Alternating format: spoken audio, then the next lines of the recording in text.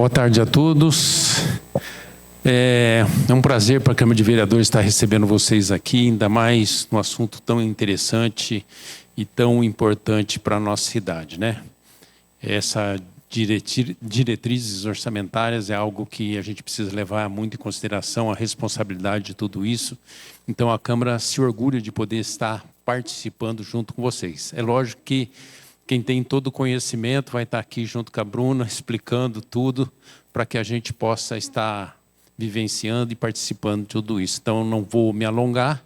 Bruna, fica à vontade, tudo à disposição aqui, o que você precisar, ok?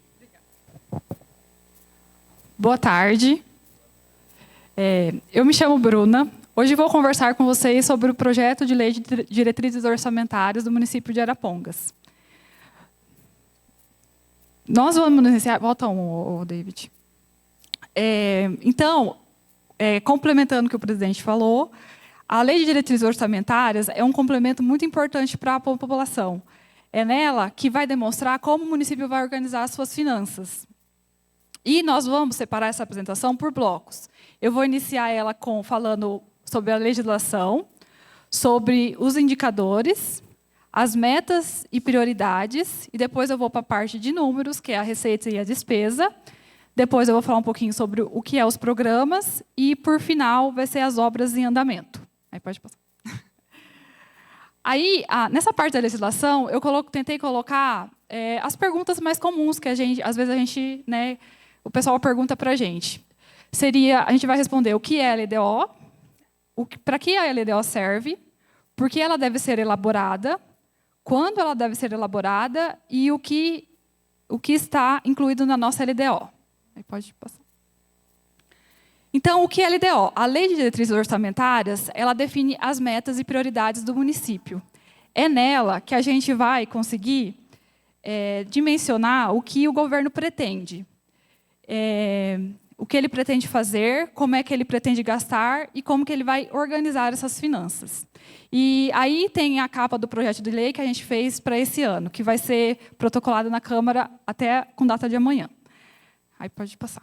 Aí, dando sequência, a gente tem a pergunta, para que a LDO serve?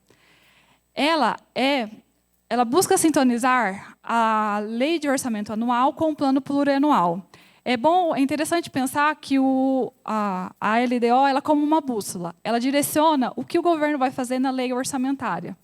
A lei orçamentária, sim, vai definir os valores, mas as diretrizes vai estar dentro da LDO, dentro da lei. E aí, nesse slide, a gente apresenta o Sistema de Planejamento Orçamentário Brasileiro. Aí, na primeira fileira, a gente tem um mandato, que é de 4 anos. O ano passado, a gente aprovou o PPA. Esse ano, a gente está fazendo o primeiro ano do PPA e o ano que vem, que a gente está decidindo agora, que é o segundo ano do PPA. E, na última linha ali, a gente vai colocar a duração da LDO e da LOA, que é todo ano, então, a gente tem que fazer a LDO e o PPA para os próximos anos. Aí pode passar. Então, por que a LDO deve ser elaborada? Ela deve ser elaborada porque é uma obrigação fiscal. Ela está presente na Constituição Federal, no artigo 165, também está na lei orgânica do município, e também no artigo 100, e também na lei complementar, no artigo 4º. E, basicamente, ela serve para demonstrar para a população um planejamento com forma transparente. E também ajuda e demonstra como o governo vai equilibrar suas contas. Pode passar. E quando a LDO deve ser elaborada? Nós temos etapas, né? Etapas e prazos. Os prazos, igual eu falei, na nossa lei orgânica, nosso prazo é até dia 30 de abril. Então, até amanhã, a gente vai protocolar na Câmara a LDO. Então, o Poder Executivo, vamos enviar para a Câmara. Nessa etapa, a gente vai entregar para a Câmara e a Câmara vai analisar e vai aprovar. Ela vai ter que devolver para o Executivo, o prazo que ela tem que devolver é até 30 de junho. E sempre tem que ser antes do recesso parlamentar. Porque daí, aprovando essa lei, publicando essa lei, a gente vai utilizar ela para direcionar o orçamento do ano seguinte. A gente vai começar a iniciar daí a elaborar a nossa LOA. A nossa LOA, a gente tem que entregar até dia 30 de agosto. Então, a Câmara aprovando a diretrizes, nós nos baseamos pela diretrizes e começamos a elaborar a LOA. Pode passar. E o que está incluído na LDO? A lei orçamentária ela está composta de 7 capítulos. A gente vai entregar mais ou menos, a gente fez uma revisão total na lei esse ano. Ela está dando mais ou menos 79 artigos. E ela vai desde das metas e prioridades da administração pública até disposições e alterações sobre a legislação tributária. Então, é uma lei bem completa. Na hora que você vai ver ela tem todas as vertentes técnicas, que é bem interessante, que direciona mesmo a administração pública para o equilíbrio fiscal. E, junto com essa lei, a gente entrega também os anexos de metas fiscais. Na verdade, sim, são 6 anexos. Um anexo é meta fiscal, outro riscos fiscais, as metas e prioridades. O anexo 4 vai ser a memória de cálculo. Depois a gente tem o anexo 5, que é de obras e andamento, e o do cálculo atuarial. O cálculo atuarial, pode voltar ainda. O cálculo atuarial é entregue pelo atuário, que é entregue no Instituto de Previdência, que foi fechado agora no ano de 2026. E todos esses anexos, a gente segue o Manual de Demonstrativo Fiscal, que é publicado pelo Tesouro Nacional. Então, toda essa legalidade, a gente sempre segue um direcionamento. Existe uma norma para a gente entregar todos esses anexos. Agora pode passar. Os indicadores. Quais são as premissas para a gente fazer a questão da elaboração da LDO? Inicialmente, para a gente fazer a elaboração, a gente faz a projeção da receita e a gente tem que verificar o índice a projeção da inflação. E basicamente o que a gente usa é o IPCA, pelo Boletim Focus. E uma segunda questão que a gente olha também na receita é o crescimento das rúbricas dos últimos anos. Então, sempre é verificado se, na verdade, aumentou ou se diminuiu.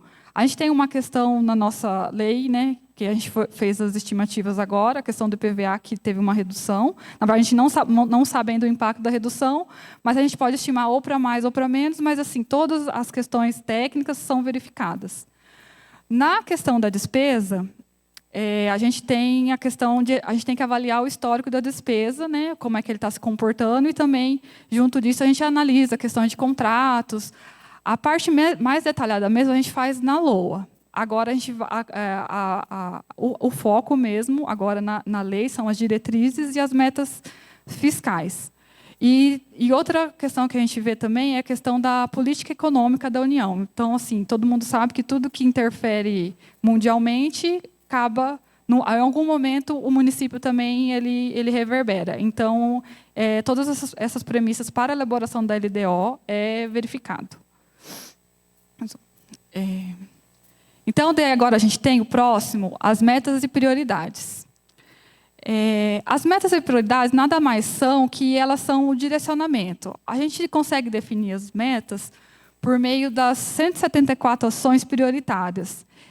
Vai definir o que o governo, o que a gestão vai ter como prioridade. Essas 174 ações parecem bastante, mas assim são em torno de diversas secretarias. E cada secretaria, às vezes, tem mais de uma ação, e assim é seguido as regras de função e subfunção, aí por isso dessa quantidade de ações prioritárias. Aí pode passar. Aí agora a gente vai para os números, que é a parte da previsão da receita. A estimativa é importante, a estimativa ficou em 772 milhões. É importante destacar que agora, na parte da LDO, a gente vai entregar uma estimativa, que eficazmente, na LOA, que a gente vai definir exatamente o que vai ser ou não do orçamento de 2027. Então, esse aqui é só uma estimativa que, conforme até agosto, na verdade, tem muita coisa para rolar, então, a gente pode ser que esse valor mude, ou para mais ou para menos. Aí, assim, o valor total ficou estimado em 772 milhões, com o RPPS. E sem o RPPS, ficou em 650 milhões, 392 mil. Pode passar. Aí, a gente tem mais detalhado a questão das receitas. Aí pode verificar que as transferências correntes é a maior parte que a gente recebe de receita. Essas transferências correntes é a parte da União e Estados que nós recebemos. E depois nós temos a parte do recurso próprio que a gente tem, e de impostos, taxas e contribuições de melhoria. E, bom, eu vou falar, as despesas correntes ficou estimado em 649 milhões e de capital em 462 mil. Aí pode passar. Aí eu coloquei um gráfico que ele separa bem a porcentagem. Aí pode ver, como eu tinha falado, as transferências correntes e impostos e taxas e contribuições. A maior parte de recursos de transferências correntes do município vem pelo FPM, que para o ano de 2027 ficou projetado em aproximadamente 146 milhões. E se eu não me engano, não, o próximo daí, a nossa próxima receita, que é uma das maiores também, é o ICMS. E referente aos impostos e taxas, o maior imposto que a gente recebe hoje é de ISS, que vai estar dando mais ou menos 54 milhões, e o IPTU é o segundo, que está dando mais ou menos uns 47, 45 milhões. E pode passar. Então, agora a gente vai para as despesas. As despesas elas batem com a receita, que ficou em 772 milhões. Daí a gente tem a questão que com o RPPS é esse valor, e sem o RPPS ficou em 644 milhões. Esse quadro da descrição em valor, que tem esse valor de 644 milhões, ele basicamente são as despesas da administração direta, né, que daí envolve a Câmara Municipal e as secretarias. Então, as despesas correntes ficaram em 622 milhões, e a de capital ficou em 21 milhões, e nós temos uma reserva de contingência de 591 mil. Pode passar. Aí, mais detalhado, a questão da projeção das despesas. Aí você vê que, em comparação, a maior fatia dela vai para pessoal e encargos. Então, correntes ficaram em 622 milhões, e as despesas de capital, 21 milhões. Aí pode passar. Aí também tem o mesmo gráfico, onde demonstra para onde está indo as despesas. E é importante lembrar que esse valor aqui de 54% não tem nada a ver com o limite de despesa com o pessoal, tá? Isso aqui é uma questão orçamentária, o limite de despesa com o pessoal é outra questão, então é outra base de cálculo, não contempla a lei de diretrizes nesse momento. E a despesa de capital, aí pode verificar que a gente tem também a amortização da dívida, que está em 69% do valor previsto, e investimentos está em 30%. Aí, pode passar. Falando agora dos programas. Esse gráfico aí, eu achei ele bem interessante, aí resolvi colocar ele nos slides, que ele demonstra os programas de governo, que é elaborado lá no PPA. Aí pode verificar que os maiores programas estão dentro da educação, os valores elencados, tá dentro da educação. O próximo é Araponga Saúde para Todos e da Previdência Social. Esses valores eles perfazem um valor de aproximadamente 58%. E, dessa forma, pode verificar que para onde a administração basicamente direciona os recursos. Para esse ano, a gente tem um projeto, na verdade, de melhoria dentro do planejamento, de avaliar todos esses programas. Então, a gente vai ter a fase de monitoramento, vai ver como é que ele está se comportando. E é interessante todas as secretarias verificarem como é que elas vão cumprir e o que está sendo cumprido dentro delas. Tem secretarias aí que tem mais de um programa. Então, mas aí a gente vai conseguir avaliar junto com as secretarias se elas estão cumprindo ou não os programas. Mas, assim, esses valores que estão dispostos aí nos slides, eles são estimados, tá? E assim, aí eu coloquei só um gráfico, na verdade, que assim, conforme o maior porcentagem é onde o quadrado é maior. Então, só para a questão de visualização para o pessoal entender. Por fim, agora está quase acabando, a gente tem a obra em andamento, a gente vai demonstrar as obras em andamento, que está previsto dentro do artigo 45 da Lei de Responsabilidade Fiscal. E é interessante saber, né, que assim, esse anexo é obrigatório, a gente tem que mandar junto com a Lei de Diretrizes, e a gente vai mandar um relatório detalhado para o Poder Legislativo. E esse anexo contém as 16 obras, com posição em 2/4. Foi quando a Secretaria de Obras enviou para a gente as informações. E o valor total dessas obras está totalizando atualmente 48 milhões. Tá? Então, vai só demonstrar. Assim, esse aqui, eu coloquei aí as principais não, todas as obras, as principais colunas. Mas o anexo que vai dentro da lei é bem detalhado, então é interessante também, às vezes, quem quiser verificar, consegue ver todas essas informações mais detalhadas dentro do anexo da lei. Então, daí tem esse quadro. Eu não vou falar porque está muito pequeno, não estou enxergando. Então, gente, eu falei bem rápido, né? Mas, é assim, a lei de diretrizes orçamentárias é bem importante para o município e a gente faz ela com muita dedicação. A gente tem tanto, eu estou só representando o município, mas a gente tem toda uma equipe, tem uma equipe dentro da Secretaria de Finanças, dentro da Secretaria de Planejamento, que a gente elabora com muito cuidado. A gente tem muito zelo com a questão do números, com o recurso público. E essa construção, na verdade, é de todas as secretarias, porque a LDO ela contempla todas, né? Que depois a gente vai utilizar isso para o próximo ano. Então, eu quero agradecer a todos também, os profissionais lá da secretaria, os colegas de trabalho que estão com a gente todo dia, que assim a gente mexe também com a execução, mexe com o planejamento e assim a gente vê que assim o pessoal se dedica para entregar, sempre a gente entrega o melhor que a gente consegue. Então assim pode verificar assim que a gente vem trazendo várias melhorias nas leis orçamentárias para ficar mais claro, para ficar mais fácil de entender. Então assim a gente está se aprimorando, questão de lei, de norma, de técnica. Então o município lá e a nossa equipe lá, que é toda da contabilidade, do planejamento, a gente dedica bastante a essa questão da lei orçamentária e tantas outras coisas. Então, gente, essa minuta da lei vai ficar disponível no portal da transparência do município.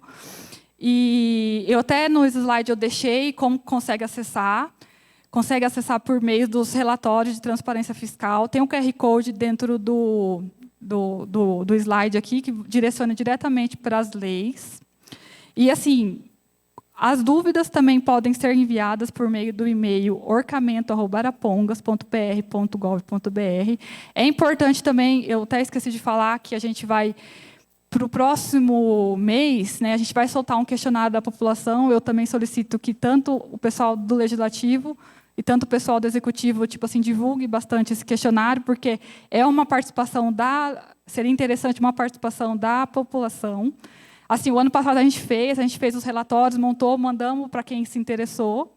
E então, quem quiser entrar em contato, tem o telefone, o e-mail, e eu agradeço a todos, agradeço a presença de todo mundo que está por aqui e agradeço a todos que assistiram também. Obrigada a todos. Foi rápido.